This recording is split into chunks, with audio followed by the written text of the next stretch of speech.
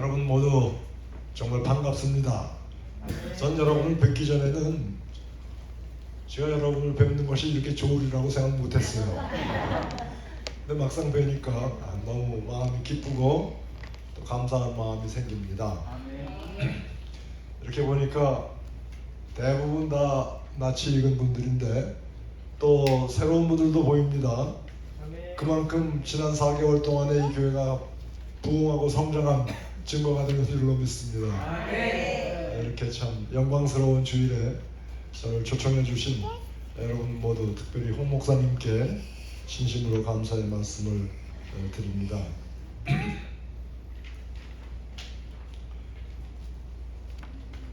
뭐 이렇게 좋은 순서를 벌써 앞에 다 가지고 보니까 설교가 꼭 필요하겠나 이런 생각도 들어요. 더군다나 저는 이거 이사정 고려하지 않고 제가 그냥 하는 대로 설교를 준비를 했는데 혹시 좀 너무 길어질까봐 걱정이 되지만 여러분 다 양해해 주시길 바랍니다. 설교가 길다고 도중에 나가시는 분은 안 계시겠죠?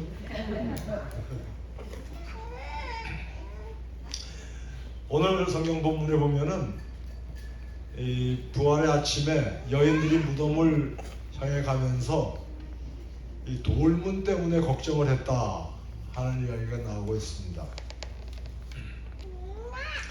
제 마음속에 이 여인들의 걱정거리가 우리들의 걱정거리하고 너무나 비슷하다 이런 생각이 들었어요.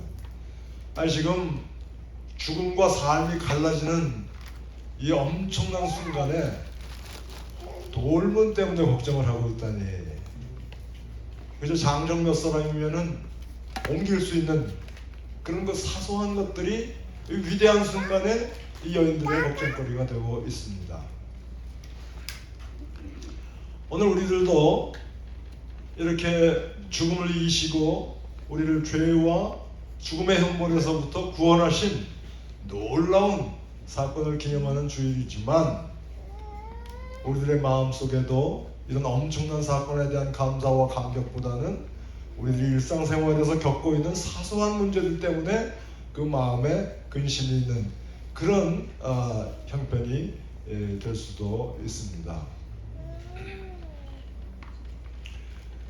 우리의 문제는 죽음에 대한 문제보다도 훨씬 더 후에 이루어질 그런 일들보다도 지금 당장 우리가 겪고 있는 그런 어려움이 아무리 사소한 것일지라도 우리의 관심을 지배하게 됩니다. 실직의 문제, 또 직장을 가지고 있더라도 직장에서 여러 가지 생기는 문제에 대한 걱정, 또 질병의 문제, 특별히 나이가 많으신 분들은 한두 가지 질병을 다 가지고 계신데 이런 것에 대한 걱정, 또 이민자의 생활 속에서 영주권의 문제라든지 요즘 특별히 아주 분위기가 험악한데 이런 속에서 살아남아야 하는 그런 일에 대한 걱정들, 또 사업하시는 분들 사업의 문제, 또 이렇게 특별히 나이가 많아서 노부부로 함께 살아가시는 분들에게는 이별의 문제가 우리의 마음속에 언제나 걱정거리로 있게 되지요. 이렇게 우리는 혹시 예수님에게 말씀드릴 수도 있습니다. 예수님, 우리의 문제는 죽음을 이기는 부활의 문제가 아니라 그 부활의 메시지로는 해결되지 않는 문제들이 우리에게 있어요. 우리 직장의 문제, 또 돈도 조금 더 있었으면 좋겠고, 또 사랑하는 사람들끼리 헤어질 가능성에 대한 문제, 이런 것들 다 예수님의 죽음과 부활 앞에서 돌문을 옮기는 문제와 같아서 사소한지는 몰라도 우리에게는 절실한 문제입니다. 이렇게 예수님께 말씀을 드릴 수 있지요. 그런데 주님은 이렇게 대답하시는 것 같아요. 내가 언제 죽음의 문제만 해결한다고 했느냐? 죽음의 문제는 부활이 해결한 여러 문제의 하나일 뿐 나의 부활을 통해서 모든 문제가 다 해결되느니라. 이렇게 말씀하시는 것 같아요. 정말 그렇게 생각하고 보니까 고린도전서에 이와 같은 말씀이 있죠. 저가 모든 원수를 그 발 아래 둘 때까지 불갑을 왕노로 하시리니 맨 나중에 멸망받을 원수는 사망이니라. 그러니까 사망이 예수님에 의해서 정복되지만 그 전에 많은 문제들도 예수님의 부활 앞에서 해결이 된다. 이와 같은 약속의 말씀이신 줄로 믿습니다.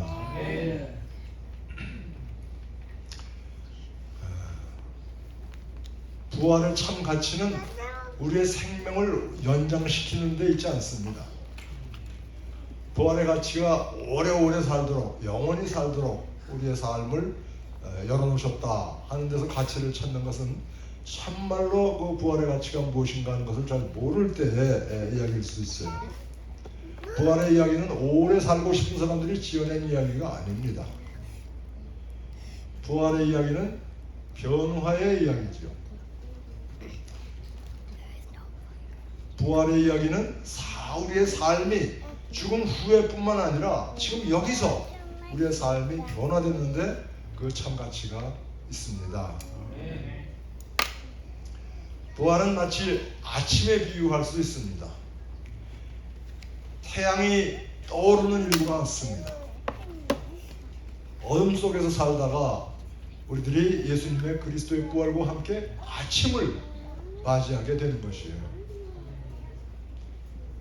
아침 속에서는 만물이 다 아름답습니다. 아침에는 밤의 두려움이 사라지죠. 제가 젊었을 때 책을 번역할 일이 하나 있었고요. 번역을 하기 위해서 조용한 곳을 찾다가 절에 갔습니다. 여주에 흥국사라는 절이 있었는데 그 암자에 이제 들어가서 그 번역하는 일에 집중하기 위해서 제가 한두 달을 거기서 있었습니다. 그런데 비록 절에 있지만 주말이 되면은 또 서울에 있는 교회를 갑니다. 가서 할 일을 하고 저녁 때 들어오게 되죠. 대체로 늦은 밤에 들어오게 됩니다. 근데 하루는 서울에 갔다가 산길을 걸어서 흥국사에 돌아가는데 어찌나 바람이 부는지 그리고 나무들이 부딪히는 소리 흔들리는 모습이 아주 무시무시했습니다. 그리고 앞에 보니까 무엇인가 움직이는 것 같아요. 그 움직이는 것이 나를 공격하려고 하는 것 같아요. 그래서 식은 땀을 흘리면서 겨우겨우 암자에 돌아갔죠. 그런데 그 다음날 아침 볼일이 있어가지고 같은 길을 걸어 나오게 되었습니다. 어제 그 무서웠던 지점을 지나가게 되었는데 가만히 보니까 사람 모습을 하고 있는 나무였어요.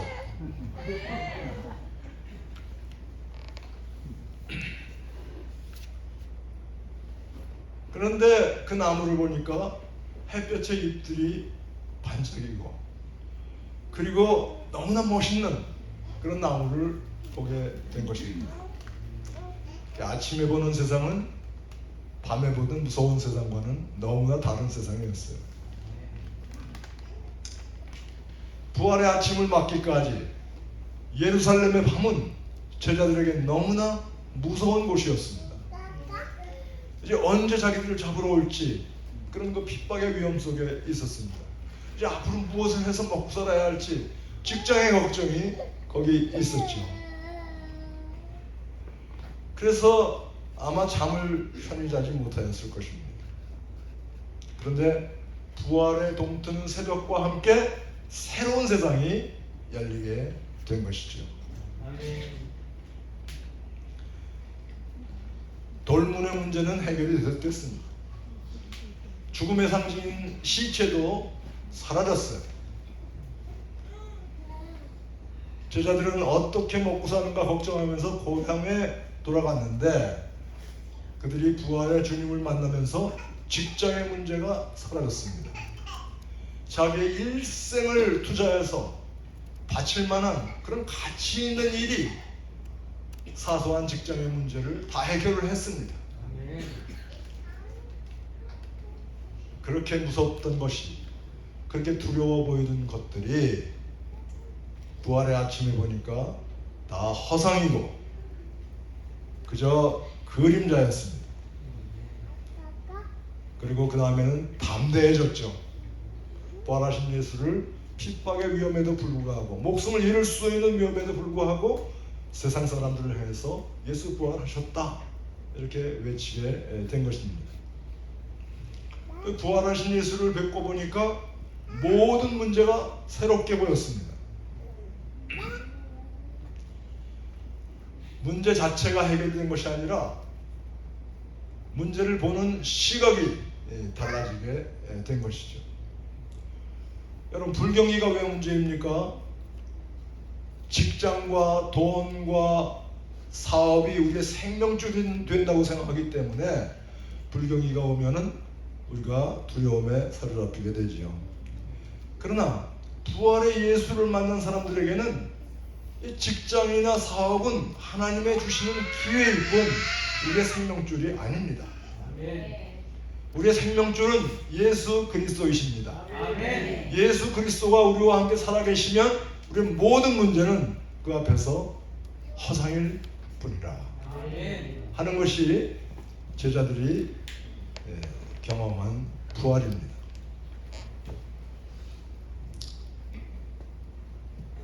아니, 예수님이 먹여주시나? 그렇습니다. 예수님은 먹여주십니다. 예수님은 자기의 사명을 가지고 사는 모든 사람들의 필요를 다 채워주십니다. 우리의 문제는 아직도 자기를 고집하는 것이에요. 문제가 해결되어도 내 식으로 해결을 해야 그것이 해결됐다고 생각하는 것입니다. 그런데 여러분, 사실 사람이 살아가는데 그렇게 많은 것이 필요한 게 아니에요. 여러분이 여행을 떠나거나 캠핑을 간다고 생각해 보면은 무엇이 필요합니까? 간단한 텐트 하나, 먹을 것 조금, 그리고 덮을 담요 하나. 이렇게 하면은 우리가 살아갈 수 있어요. 그런데 우리는 우리 욕심대로 실제로 필요한 것보다도 훨씬 더 많은 것을 구하며 살고 있습니다. 그리고 그것이 채워지지 않는 데서 오는 불안과 불만이 우리의 삶의 걱정거리죠.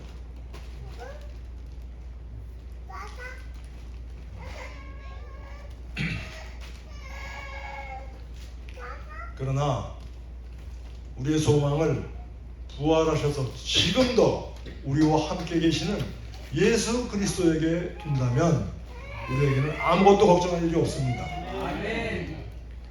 부활 앞에서 모든 문제는 다 해결되게 되어 있어요. 그래서 이 예수님을 만나는 일이 마치 동력에 아침 해가 뜨듯이 이렇게 밝은 세상을 우리에게 열어주는 것입니다. 그리고는 예수 부활하셨다 여인들이 외치게 되었고, 제자들이 또 예수 부활하셨다 외치게 되었고, 그 제자들이 예수 부활하신 그 사실을 온 천하에 외쳐서 고하게 된 것입니다. 그리고 그 사실이 저와 여러분께까지 이제 온 것이에요.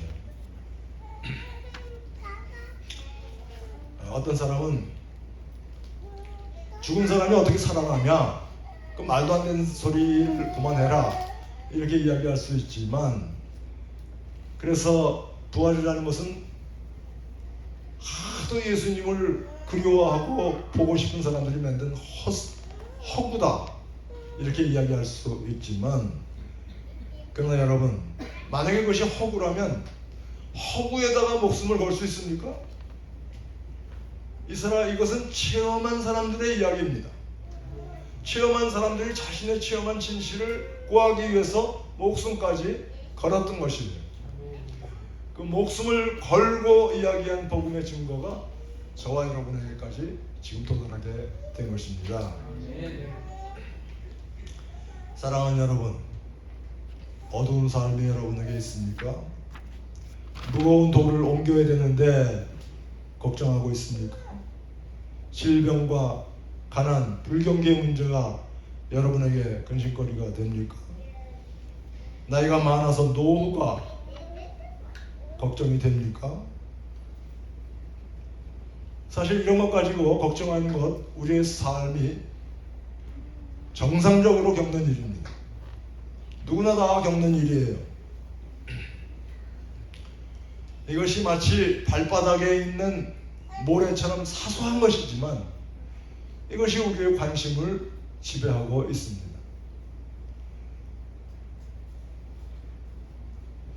특별히 요즘은 이 세상에 어두움에 묻혀 있는 것 같아요. TV 뉴스를 보기가 겁이 납니다. 맨날 TV 뉴스를 보면 총격 사건의 이야기, 쫓기는 이민자들의 이야기, 아프리카 혹은 중동에서 혹은 중남미에서 난민이 그렇게 많이 발생하지 않습니까? 어디 좀 안전한 곳을 찾아서 가려고 하지만 받아주는 곳이 없어요.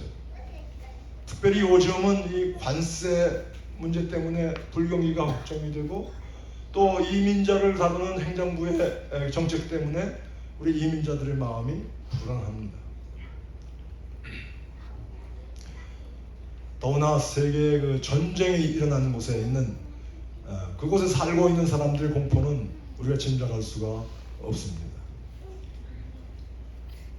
이렇게까지 큰 문제는 아니더라도 사소한 문제들이 있을 때마다 우리의 관심은 그곳에 가기가 쉽습니다. 부활이 있는데도 죽음과 죄의 공포를 예수께서 다 이기셨는데 그럼에도 불구하고 우리의 삶은 이런 작은 문제들로 인해서 지배가 되기가 쉽습니다. 제가 우리의 문제가 무엇이든지 부활의 예수를 만나고 나면 다 해결됩니다. 이렇게 이야기하는 것은 제가 객기로 이야기하는 것이 아니고 성경에서 하신 약속을 여러분에게 전하는 것뿐입니다. 부활의 예수를 만나면 우리의 모든 문제가 다 해결됩니다. 아멘. 우리의 주변의 환경이 변해서 변하는 것이 아니라 내가 변해서 그래서 세상이 변하는 것입니다. 가난 때문에 어려움을 당하는 사람들에게 갑자기 하늘에서 돈이 뚝 떨어져 가지고 해결되는 것이 아니라 돈에 대한 내 마음의 생각이 바뀌기 때문에 그것이 해결되는 것입니다.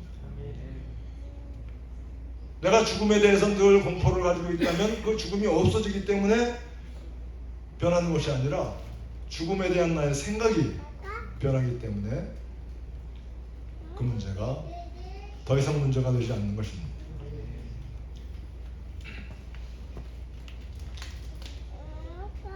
우리는 다 부활의 증인으로 살아갈 사명을 가지고 있습니다. 예수께서 사셔서 우리와 함께 계신다 하는 이것을 증거하는 것이 저와 여러분의 사명인 줄로 믿습니다. 아멘. 우리 교회의 13주년의 그 기념을 부활주일에 하게 되었다?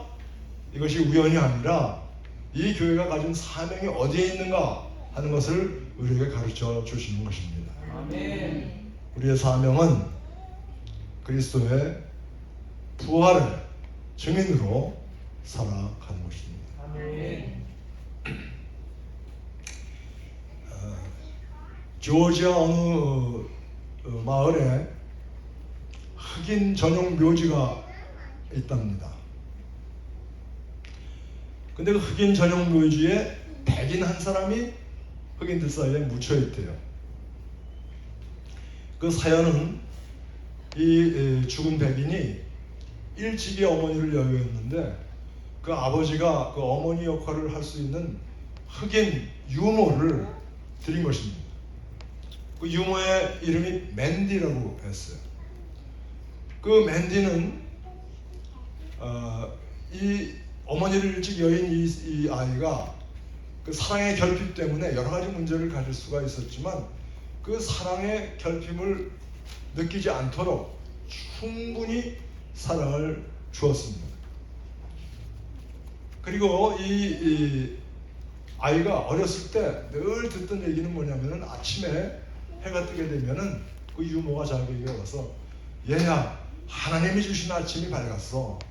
이렇게 이야기하면서 자기를 깨운 것입니다. 이 아이가 커서 대학생이 되었습니다. 여름방학이 되어서 집에 돌아갑니다. 그런데 여전히 이 유모는 아침마다 그 침실에 들어와서 얘야, 하나님이 주신 아침이 밝았다, 이렇게 이야기를 했대요.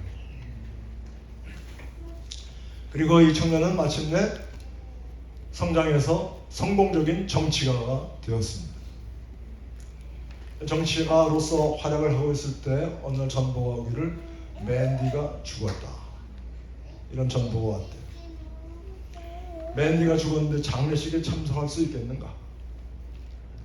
물론 이 사람은 맨디의 장례식에 참석을 했습니다. 그리고 옆에 있는 자기 친구에게 이렇게 부탁을 했어요. 예수님 재림하시기 전에 내가 죽으면 꼭 나를 맨디 옆에 묻어주게. 우리 모두가 부활하는 아침이 왔을 때 맨디가 내 곁에서 얘야, 주님이 주신 아침이 되었다, 일어나, 이렇게 이야기할 수 있도록 나를 꼭 맨디 옆에 묻어주게, 이렇게 이야기를 했대요. 어려운 형편이지만 이 흑인 유모는 부활을 확신하고 그 부활의 주님이 내 곁에 계시고 그 하루를 동행해 주실 것을 믿은 것입니다. 세상은 이런 사람들을 얼마나 많이 필요로 하는지 알 수가 없습니다.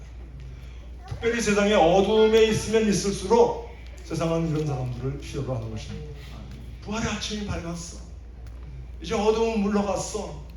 죄와 죽음의 공포는 더 이상 우리의 것이 아니야, 이렇게 이야기할 수 있는 사람들을 세상은 필요한데, 바로 저와 여러분을 그런 사람이 되도록 하나님께서 부르시는 줄로 믿습니다.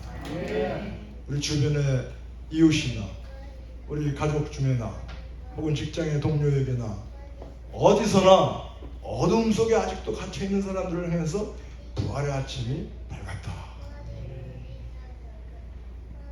이렇게 외칠 수 있는 사람을 하나님께서는 이 시간 찾으시는 줄로 믿습니다.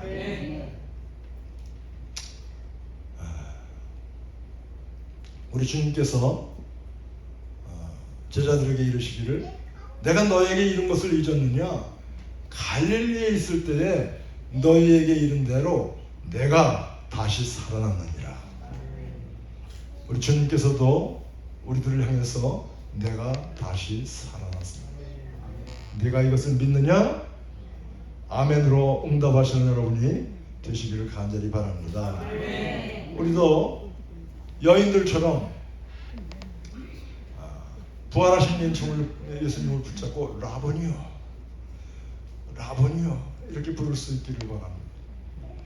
의심 많은 도마가 부활하신 예수님을 뵙고 나의 하나님, 이렇게 불렀던 것처럼 우리들도 지금도 살아계셔서 우리와 함께 동행하시는 예수님을 붙들고 나의 주여, 이렇게 고백하시는 축복을 누리시기를 바랍니다. 그래서 우리 마음에, 우리 얼굴에, 우리 말씨에 살아계신 주님의 증거가 나타날 수 있기를 간절히 축원합니다. 아직도 어두움에 있는 사람들을 향해서 부활의 아침이 밝았습니다, 이렇게 이야기하면서 하나님께서 우리를 부르신 그 사명 감당하시는 저와 여러분이 되시기를 간절히 축원합니다. 기도하겠습니다. 사랑의 하나님, 오늘도 살아계셔서 우리 곁에 계시고 우리의 삶에 동행하여 주시는 주님의 은혜를 감사하고 찬양합니다. 주여, 비록 우리의 감정은 우리 믿음에 동의하지 않는 때가 있다 할지라도 우리는 주님을 믿기로 작정을 하고 그 작정대로 살아갈 수 있는 믿음과 용기를 허락하여 주옵소서. 우리 자신만 주님과 동행하는 것이 아니라 우리 주변에 있는 사람들을 향해서도 살아계신 주님을 증거할 수 있는 믿음을 가지게 하여 주옵소서.